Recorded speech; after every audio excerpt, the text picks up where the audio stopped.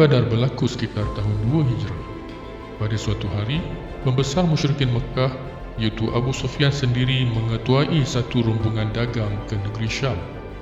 Kumpulan rombongan itu membawa sejumlah harta yang banyak sehingga dikatakan sebanyak 1000 ekor unta dan hanya dijaga sekitar 40 orang. Rasulullah SAW apabila mengetahui perkara itu segera mengarahkan sesiapa yang sudah bersedia untuk keluar bersama baginda mengejar rombongan itu. Namun, pasukan Rasulullah SAW sudah pun terlewat dan rombongan Abu Sufyan sudah terlepas menghala ke negeri Syam. Maka Rasulullah SAW pun membuat persiapan untuk menyerang apabila rombongan itu pulang. Dalam perjalanan pulang, Abu Sufyan dapat menghidu rancangan kaum muslimin. Abu Sufyan amat berhati-hati. Apabila menghampiri kawasan Badar, beliau telah memeriksa longgokan kotoran dan mengenali ia adalah najis daripada binatang yang tinggal di Madinah. Maka tahulah dia bahawa dia telah diekori. Maka Abu Sufyan segera mengubah haluan bagi mengelak dari kaum muslimin. Abu Sufyan juga segera mengutus mesej kepada kaum Quraisy di Mekah memberitahu rombongan mereka dalam ancaman dan memohon bantuan. Pembawa berita yang bernama Damdam bin Ammar al-Ghufari segera pergi ke Mekah dan menghebahkan hal ini dengan cara yang begitu dramatis dan menakutkan. Damdam telah mengoyakkan bajunya sendiri sambil berteriak, "Oh Quraisy, rombonganmu sedang diancam. Aku khawatir kamu tidak akan dapat menyelamatkannya." Teriakan itu telah menarik perhatian penduduk Mekah. Ini juga kerana rombongan Abu Sufyan adalah rombongan yang penting kerana banyaknya harta kekayaan mereka yang telah dilaburkan pada rombongan dagangan itu. Malah, ada di antara mereka yang melabur hampir keseluruhan harta. Maka kaum Quraisy mula membuat persediaan ketenteraan untuk menyerang. Kumpulan Rasulullah SAW meneruskan perjalanan ke Badar dan cuba mengejar rombongan, tetapi Abu Sufyan telah mengambil jalan yang lain dan melepaskan diri. Dan Rasulullah SAW telah mendapat berita akan kedatangan tentera Quraisy dari Mekah. Setelah dapat melepaskan diri, Abu Sufyan merasakan tidak perlulah lagi kaum Quraisy untuk meneruskan hasrat mereka bertemu tentera Muslim. Sebaliknya, pulang sahajalah ke Mekah. Tetapi Abu Jahal yang sangat memusuhi Islam tidak mahu beredar. Kata Abu Jahal, "Kita akan terus ke Badar. Kita akan tinggal di sana 3 hari, sembelih beberapa ekor unta, makan dan minum dengan sempurna serta berhibur.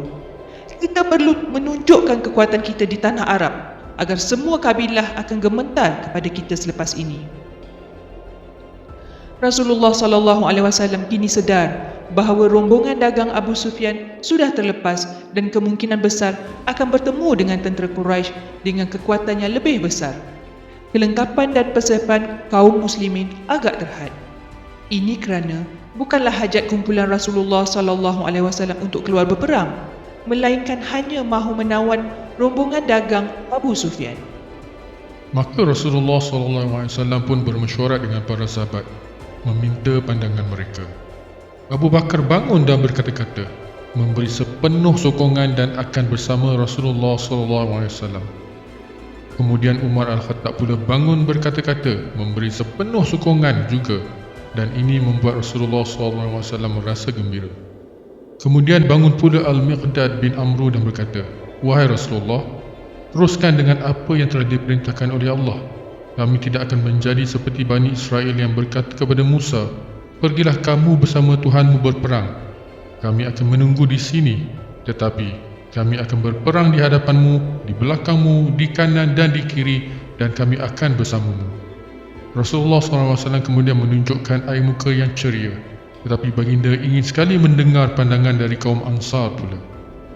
Maka Sa'ad bin Mu'az bangun berkata, "Wahai Rasulullah, kami mempercayaimu dan kami telah berjanji untuk bersamamu dan mentaatimu. Wahai Rasulullah, aku mewakili diriku dan kaum Ansar. Teruskanlah apa yang mahu kau lakukan.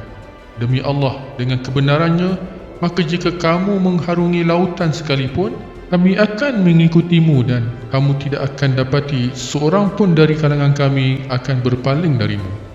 Wahai Rasulullah, adakah kamu ingat kami ini golongan yang akan lari dari medan perang dan takutkan musuh? Wahai Rasulullah, demi Allah, kami akan teguh di dalam peperangan dan kami adalah kaum yang jujur dalam peperangan. Dan mungkin hari ini Allah mahu tunjukkan kepadamu siapakah kami sebenarnya.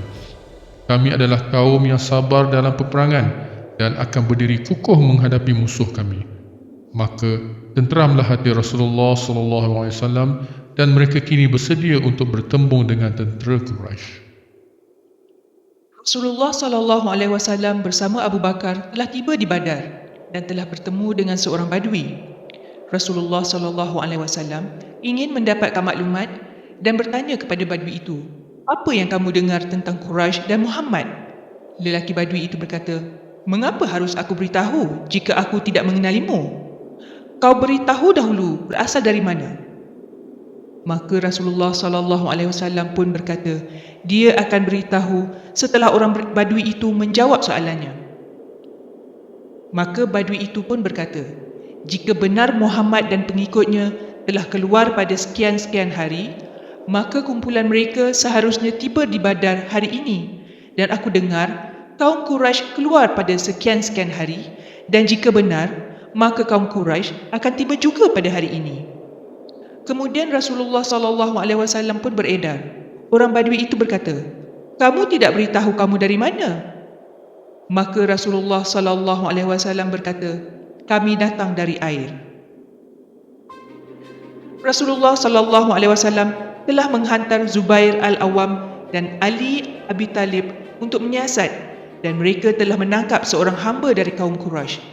Zubair dan Ali membawa dia kembali untuk soal siasat, dan pada ketika itu Rasulullah SAW sedang solat.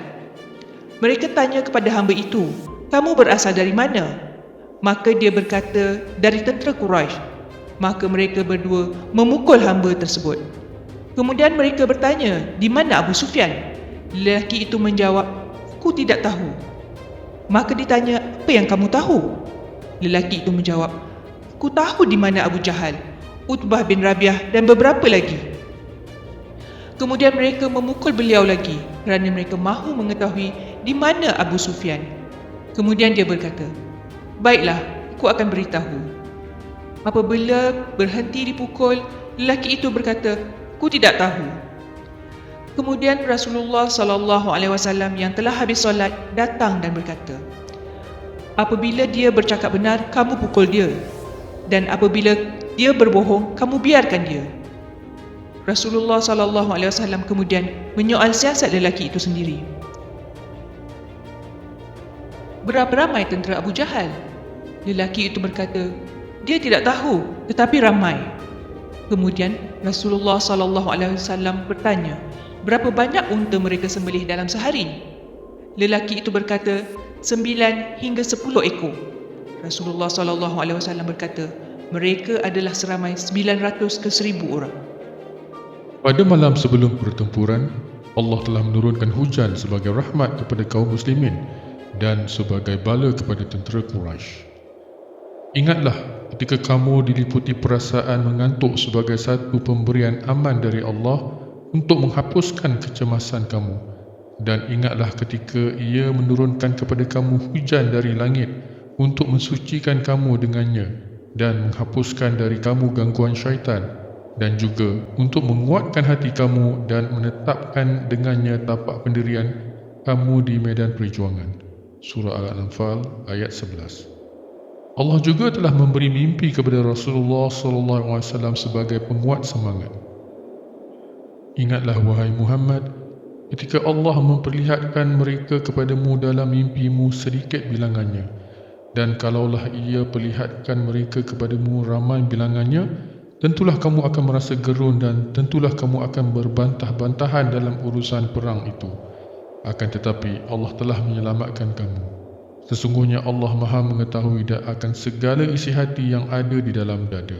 Surah Al-Anfal ayat 43. Secara perkiraan, tentera Quraisy adalah lebih kuat. Mereka memiliki sekitar 950 orang tentera yang mana 200 dari kalangannya berkuda dan 600 daripadanya berbaju besi.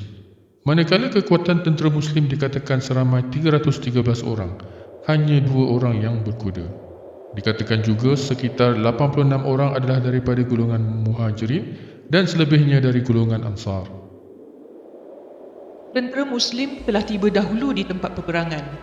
Apabila tiba, Al-Habab bin Al-Mundir bertanya kepada Rasulullah SAW, "Wahai Rasulullah, adakah kamu memilih tempat perhentian kita di sini atas perintah Allah atau atas strategimu sendiri?" Rasulullah SAW menjawab, "Atas pilihanku."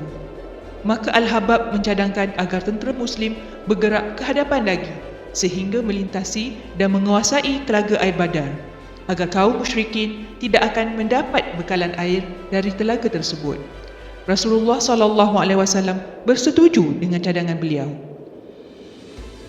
Kemudian Sa'ad bin Mu'az pula datang mencadangkan suatu kemah didirikan dan Rasulullah SAW kekal berada di situ dan dikawal.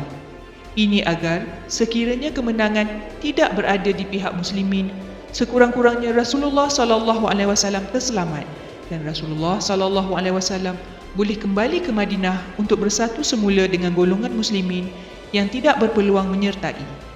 Rasulullah SAW juga bersetuju. Tentera Muslim mempunyai bendera dan melaungkan Ahad Ahad.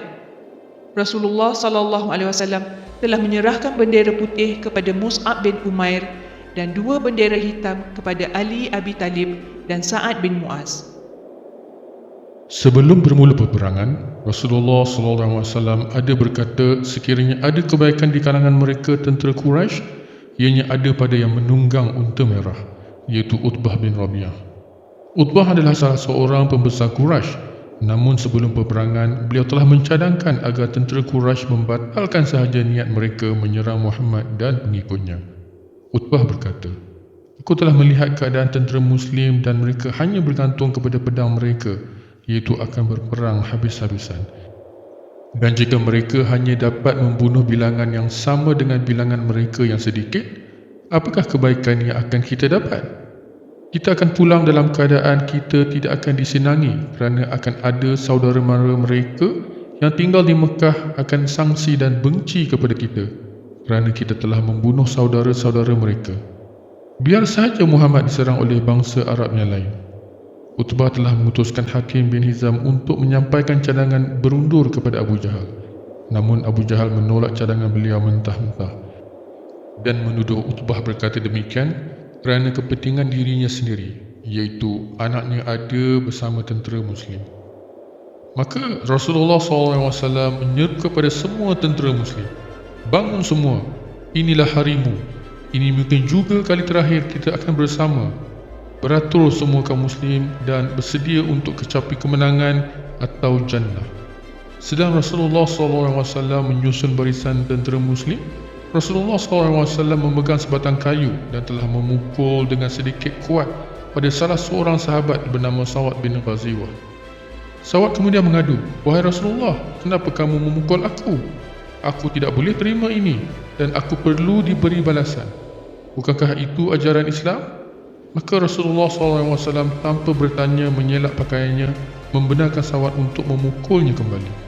Tetapi apa yang dilakukan oleh Sa'ad segera mencium tubuh badan Rasulullah SAW. Maka apabila ditanya kenapa dia bertindak sedemikian, Sa'ad berkata, "Wahai Rasulullah, tidakkah kamu melihat apa yang berlaku hari ini? Aku mungkin tidak akan bersamamu lagi. Maka perkara terakhir yang aku ingin adalah untuk menyentuh kulit tubuhmu dengan kulitku." Rasulullah SAW menyusun strategi dan menyusun barisan hadapan tentera yang menggunakan tombak dan pasukan memanah berada di bahagian belakang. Rasulullah SAW berpesan, apabila musuh tiba, panahlah mereka dahulu, dan apabila mereka sudah benar-benar dekat, barulah hunus pedang. Rasulullah SAW juga memberi kata-kata semangat dan berkata, "Sesiapa yang bertempur dengan penuh keberanian dan tidak berpatah ke belakang, dia akan memasuki jannah." Kemudian Umair bin Hammam bertanya, "Ya Rasulullah, adakah benar taman syurga adalah lebih luas dari langit dan bumi?" Rasulullah sallallahu alaihi wasallam menjawab, "Ya, kenapa kau bertanya?" "Wahai Rasulullah, adalah harapanku menjadi penghuninya. Aku mahu memasuki jannah." Rasulullah sallallahu alaihi wasallam menjawab, "Engkau termasuk penghuninya." Maka Umair mengeluarkan kurma dan memakannya, dan kemudian berkata, "Lama sungguh hidup ini menghabiskan kurma." Dia membuang kurma yang selebihnya dan terus maju ke medan perang sehingga beliau gugur syahid. Pertempuran bermula dengan Utbah bin Rabi'ah bersama seorang saudaranya dan seorang anaknya muncul untuk mencabar tentera Muslim secara satu lawan satu. Lalu 3 orang dari kaum Ansar telah keluar untuk melawan. Tetapi Utbah telah berkata, "Siapa kamu semua? Aku tidak mahu bertempur dengan kamu. Bawakan saudara-saudara kami." Maka Rasulullah sallallahu alaihi wasallam telah mengutuskan Hamzah, Ali dan Ubaidah bin Al-Harith. Ketika pertempuran satu lawan satu, Hamzah dan Ali dengan pantas dapat menewaskan musuh, tetapi Ubaidah dan Utbah sama-sama menerima kecederaan dan jatuh ke tanah serta tidak dapat meneruskan pertempuran. Ali dengan segera membunuh Utbah dan kemudian Ubaidah telah dibawa ke pangkuan Rasulullah sallallahu alaihi wasallam. Ubaidah gugur syahid dan Rasulullah sallallahu alaihi wasallam telah menjadi saksi akan syahidnya. Ketika mayat Utbah ditarik, anak beliau Abu Huzaifah yang berada bersama tentera Muslim memerhatikan dari jauh dan beliau dalam keadaan yang sangat sedih. Rasulullah SAW bertanya kepada Abu Huzaifah, "Adakah kamu sedih?" Abu Huzaifah berkata, "Aku tidak sedih akan nasib yang menimpa beliau, tetapi aku mengenali dia dahulu seorang yang baik dan adil, dan aku mengharapkan kebaikan yang ada pada beliau akan menyebabkan dia masuk Islam. Namun setelah melihat dia mati dalam keadaan sebagai seorang kafir, aku merasa sedih." Tentera Quraisy memulakan serangan dan tentera Muslim juga mula bertempur sambil melaungkan, "Ahad, Ahad." Rasulullah SAW memandang dari jauh dan terus berdoa kepada Allah memohon pertolongan. "Ya Allah, tunaikanlah janjimu. Ya Allah, jika kaum muslimin ini binasa, tiada lagi yang akan menyembahmu." Abu Bakar yang berada di sisi berkata, "Wahai Rasulullah, cukuplah kamu berdoa. Sungguh Allah akan memenuhi janjinya." Ingatlah ketika kamu memohon pertolongan kepada Tuhan kamu, lalu ia perkenankan permohonan kamu dengan firman-Nya, "Sesungguhnya aku akan membantu kamu dengan 1000 bala tentera dari malaikat yang datang berturut-turut." Surah Al-Anfal ayat 9. Maka Rasulullah sallallahu alaihi wasallam melaungkan, "Allahu Akbar." Itu dia Jibril sudah turun dengan bantuan 1000 malaikat. Kemudian Rasulullah sallallahu alaihi wasallam menggenggam pasir dan mencampakkan ke arah tentera musyrikin. Campakan pasir oleh Rasulullah sallallahu alaihi wasallam menyebabkan musuh merasa gemetar di hati. Pandangan mereka juga terganggu. Maka bukanlah kamu yang membunuh mereka, akan tetapi Allah jualah yang menyebabkan pembunuhan mereka. Dan bukanlah engkau, wahai Muhammad, yang melempar ketika engkau melempar, akan tetapi Allah jualah yang melempar untuk membinasakan orang-orang kafir dan untuk mengurniakan orang-orang yang beriman dengan pengurniaan yang baik kemenangan daripadanya. Sesungguhnya Allah Maha mendengar lagi Maha mengetahui. Surah Al-Anfal ayat 17. Kemudian Rasulullah sallallahu alaihi wasallam mengarahkan untuk menyerang. Rasulullah sallallahu alaihi wasallam sendiri turun ke medan perang sambil mengenakan baju besi. Pasukan Muslim pun bersemangat dan melancarkan serangan sehingga terkorbanlah ramai dari kalangan musyrikin Mekah. Rasulullah sallallahu alaihi wasallam melaungkan, "Golongan itu pasti dikalahkan dan mereka akan mundur ke belakang." Ketika salah seorang Muslim mengejar seorang musuh musyrik, beliau terdengar bunyi satu sebatan dan laungan, "Majulah terus, wahai Haizum, kuda Jibril." Kemudian musuh musyrikin itu tersungkur ke atas tanah, dan apabila diselidiki, hidung lelaki itu sudah hancur dan mukanya berwarna hitam serta terbelah dua akibat terkena sebatan itu. Apabila Ansar ini menceritakannya kepada Rasulullah SAW, baginda menjawab, "Kamu berkata benar. Ia adalah pertolongan dari langit ketiga." Abu Dawud Al-Mazini menceritakan, sedang aku mengejar seorang musyrikin, tiba-tiba kepala musyrikin itu terbang melayang. Maka aku sedar ada sesuatu selain aku yang telah memenggal kepala musyrikin itu. Abdul Rahman bin Auf telah diiringi oleh 2 orang remaja Ansar. Pada mulanya, Abdul Rahman merasa tidak selesa.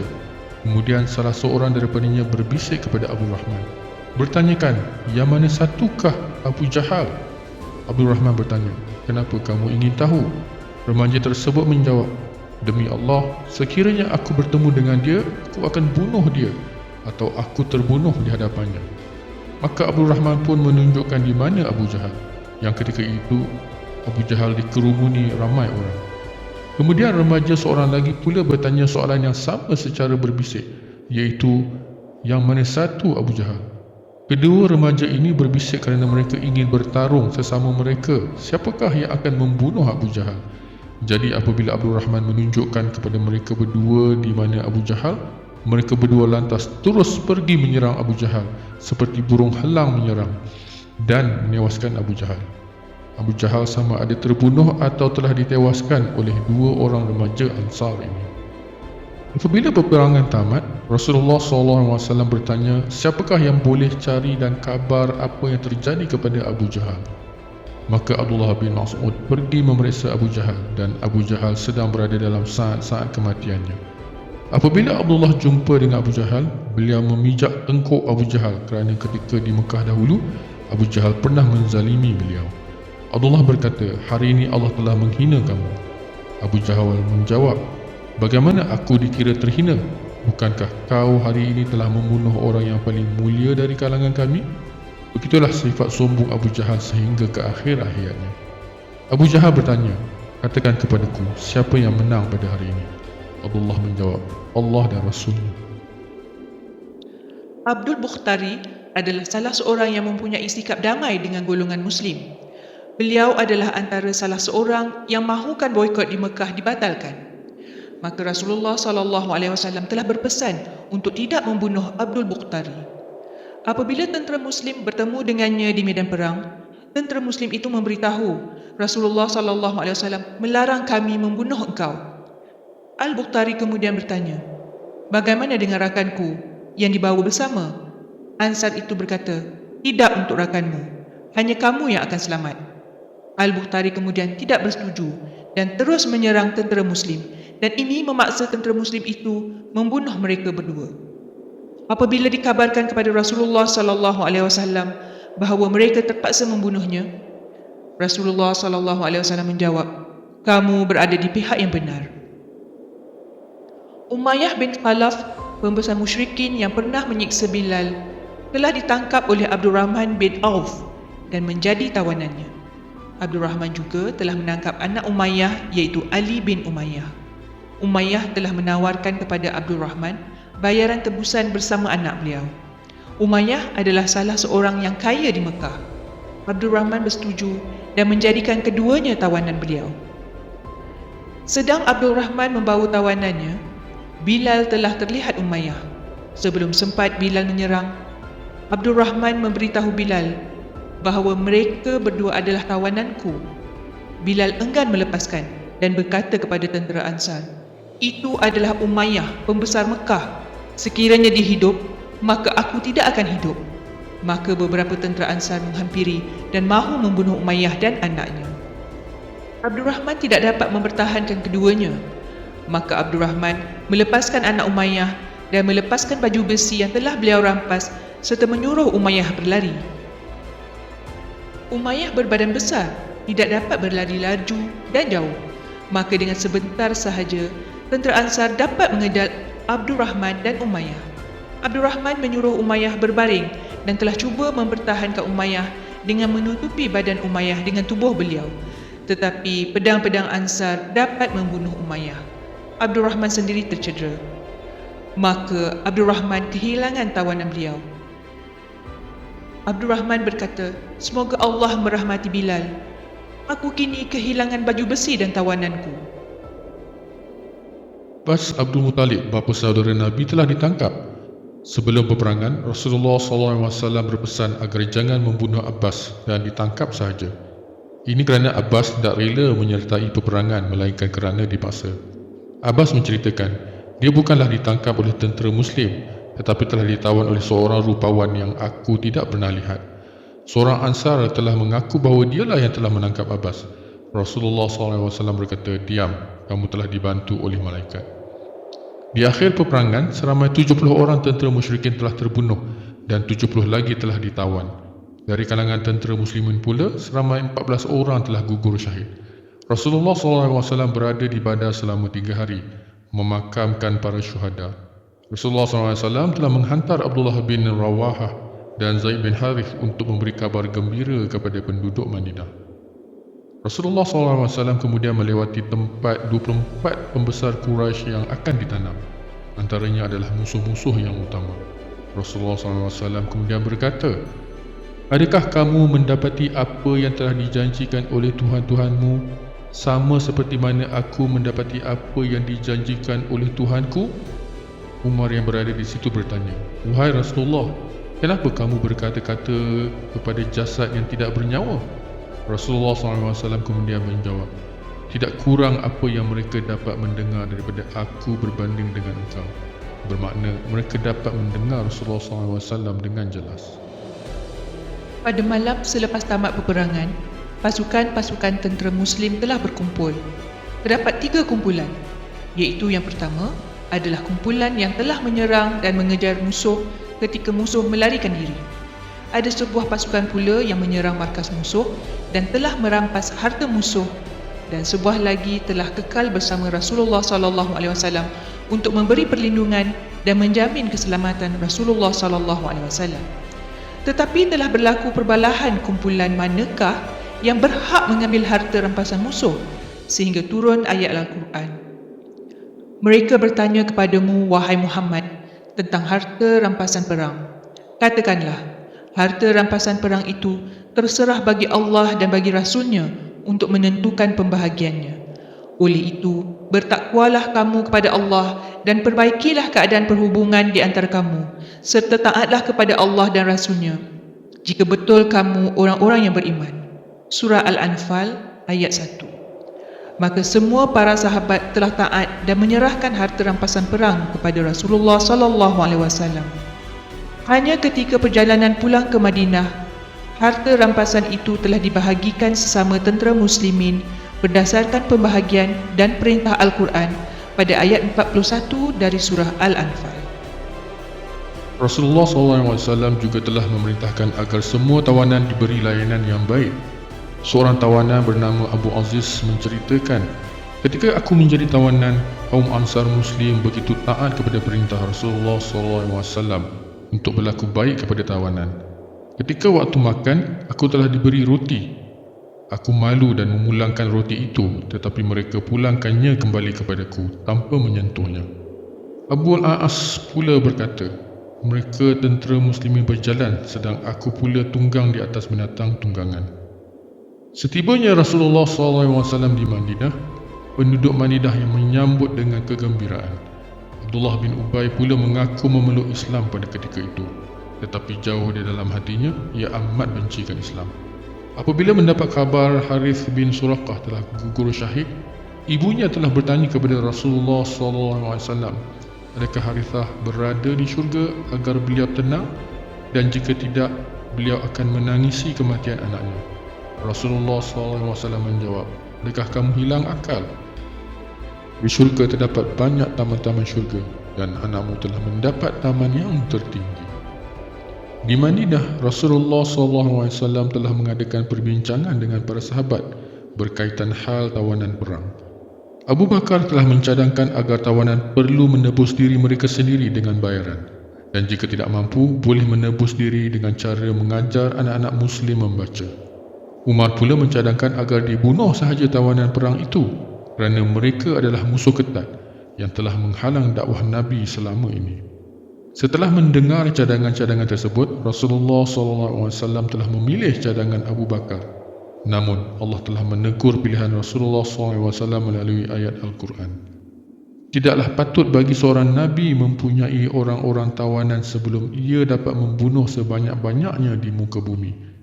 Kamu menghendaki harta benda dunia yang tidak kekal, sedang Allah menghendaki untuk kamu pahala akhirat. Dan ingatlah, Allah Maha Kuasa lagi Maha Bijaksana.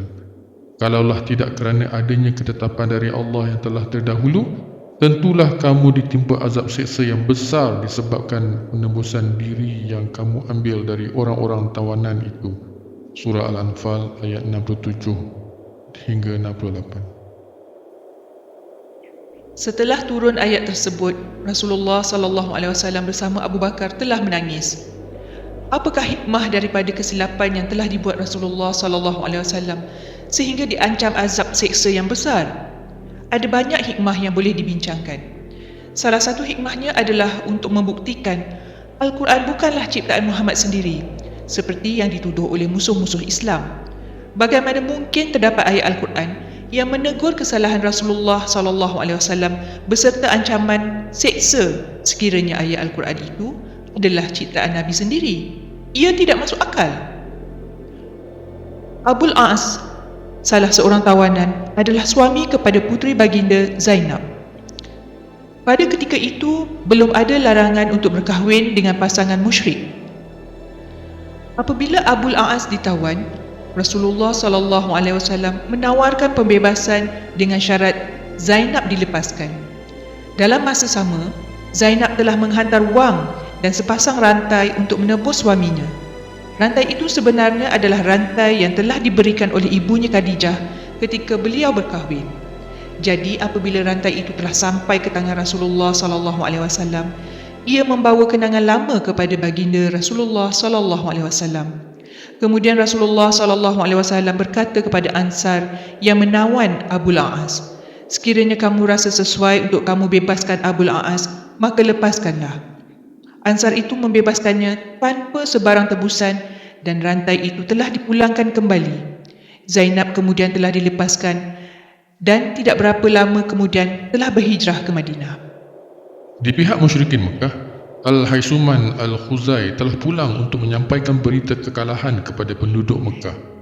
Al-Haisuman berkata, Abu Jahal telah dibunuh, Utbah telah terbunuh, Saibah telah terbunuh, Al-Walid telah terbunuh dan meneruskan beberapa nama lagi, termasuk Umayyah.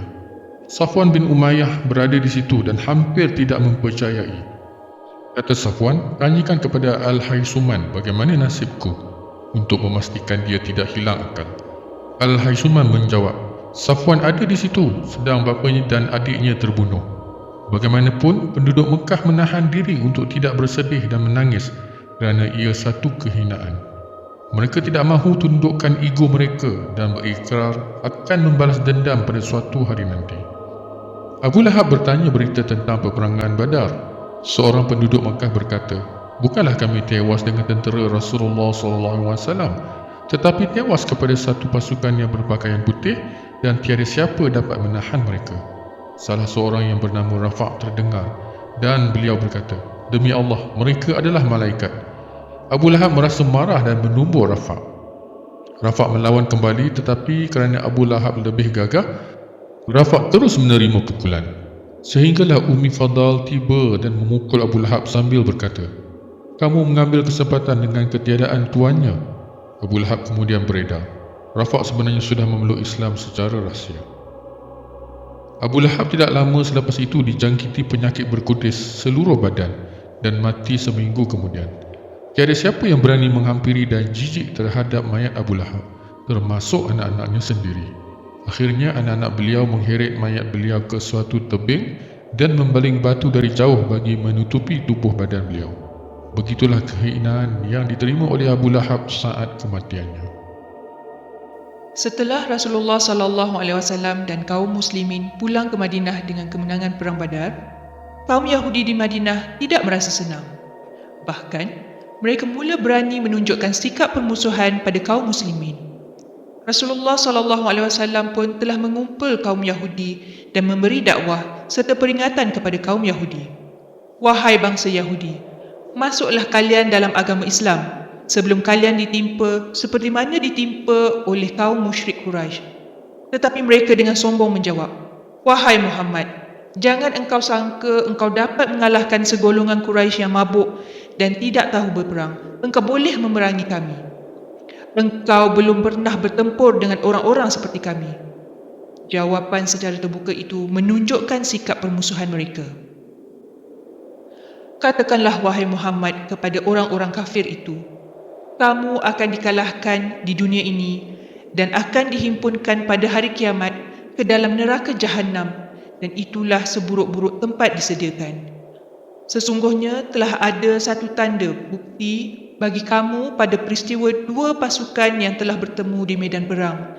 Satu pasukan orang-orang Islam berperang pada jalan Allah kerana mempertahankan agama Allah, dan yang satu lagi dari golongan kafir musyrik. Mereka yang kafir itu melihat orang-orang Islam dengan pandangan mata biasa, 2 kali ramainya berbanding dengan mereka sendiri. Dan Allah sentiasa menguatkan sesiapa yang dikehendakinya dengan memberikan pertolongannya. Sesungguhnya pada peristiwa itu terdapat satu pengajaran yang memberi insaf bagi orang-orang yang berfikiran, yang celik mata hatinya. Surah Ali Imran ayat 12 hingga 13. Selepas itu, mereka sering mengganggu dan mengejek kaum muslimin, terutama yang datang ke pasar mereka. Satu hari, seorang muslimah telah pergi ke kedai seorang Yahudi. Pemilik kedai Yahudi ini mahu mengganggu wanita muslimah tersebut. Tanpa disedari oleh muslimah itu, hujung tudungnya telah dipin oleh pemilik kedai Yahudi ini. Maka apabila wanita itu bangun, maka tersingkaplah aurat muslimah tersebut. Seorang muslim telah menyedari apa yang berlaku dan telah menyerang lelaki Yahudi sehingga terbunuh. Namun beberapa orang Yahudi yang berada di situ telah menyerang kembali lelaki muslim ini dan membunuhnya pula. Maka tercetus pergaduhan antara kaum muslimin dan kaum Yahudi. Insiden tersebut membuktikan bahawa kaum Yahudi sememangnya memusuhi orang Islam, dan ini bertentangan dengan perjanjian yang mana seharusnya mereka tinggal dalam Madinah dalam keadaan aman. Maka Rasulullah SAW pun menghantar tentera dan telah mengepung perkampungan Bani Qainuqa. Dikatakan pengepungan berlaku selama 15 hari. Allah telah menurunkan rasa takut pada kaum Yahudi dan mereka hampir menyerah diri. Menurut Ibnu Ishaq, Abdullah bin Ubay telah hadir cuba membela kaum Yahudi tersebut. Dia berkata kepada Rasulullah SAW, "Jangan engkau mengapa-apakan mereka, kaum Yahudi, dan berbuat baiklah kepada mereka kerana mereka adalah temanku." Rasulullah SAW tidak mengendahkan permintaan Abdullah bin Ubay, tetapi Abdullah telah mendesak, sehingga dikatakan Abdullah memasukkan tangan ke dalam poket baju Rasulullah SAW dan tidak mahu melepaskannya. Air muka Rasulullah SAW bertukar menjadi merah kerana marah sambil berkata, "Lepaskan!" Abdullah tetap tidak mahu melepaskan sehingga Rasulullah SAW sekali lagi berkata, "Celaka kamu, lepaskan!" Abdullah tetap mendesak, "Aku tidak akan lepaskan sehingga engkau melepaskan teman-teman baikku ini, iaitu kaum Yahudi Bani Qainuqa." Akhirnya Rasulullah SAW pun melepaskan kaum Yahudi tersebut, tetapi mereka tidak dibenarkan untuk tinggal lagi di situ. Maka kaum Yahudi Bani Qainuqa pun berpindah keluar dari Madinah. Mereka juga dikatakan meninggalkan Madinah kerana perasaan takut yang telah diturunkan Allah kepada mereka.